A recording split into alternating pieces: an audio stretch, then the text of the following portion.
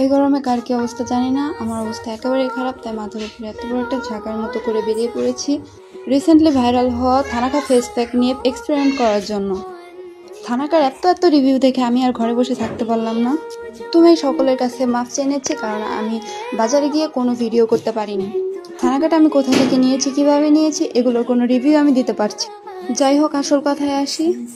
থানাকাটা খুব সুন্দরভাবে প্যাকেটিং করা থাকলেও আমি যখন ভিডিও করতে শুরু করেছি তখন এটার প্যাকেট খোলা অবস্থায় ছিল।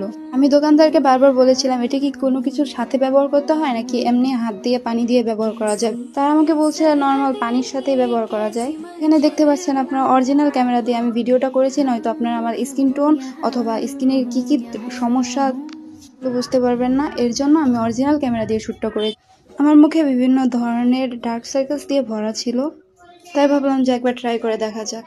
প্যাকেটের গায়ে দেওয়া নিয়ম অনুযায়ী আমি ঠিক 20 মিনিট পরে ধোয়ার পর আমি অরিজিনাল ক্যামেরাটা দিয়েই শ্যুট করেছি, যাতে আপনারা বুঝতে পারেন পার্থক্য। রেজাল্ট দেখে তো আমি রীতিমতো পুরোই অবাক। দেখতে পাচ্ছেন কতটা পরিমাণে পরিবর্তন এসেছে আমার চেহারায়।